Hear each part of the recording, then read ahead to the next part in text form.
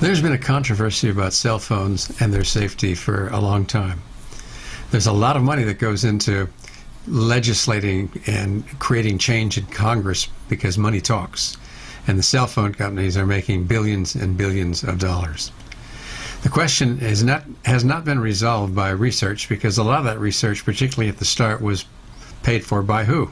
The cell phone industry.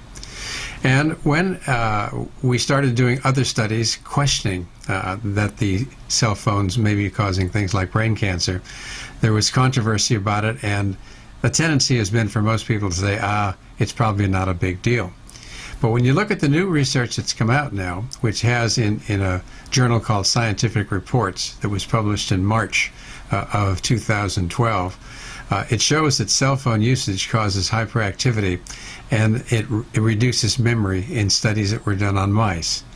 This really shouldn't come as a big surprise, because electromagnetic fields are what run our body, and when we interrupt our body with electromagnetic fields from the outside, it wouldn't be a surprise if there's a change. Most of the biophysicists and the quantum physicists today are looking at the physics as being the thing that manipulates the biochemistry and physiology of the body. So it shouldn't become a big challenge to look at things this way.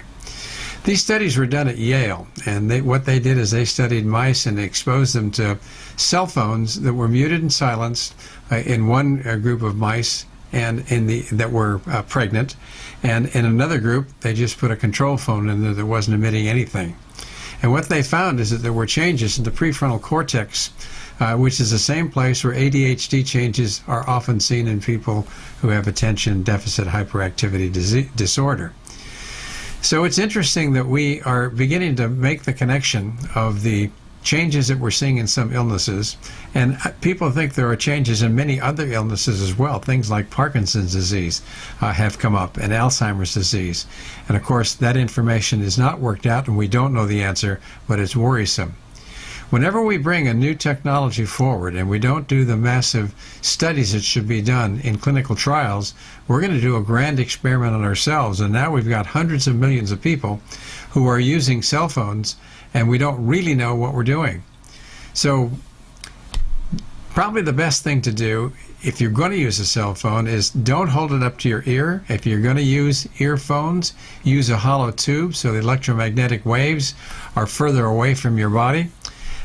We are living in a sea of electromagnetic fields that come from all kinds of electronic devices, and we're just now, after all these years, starting to look at the safety side of this, and I can tell you, it's pretty worrisome.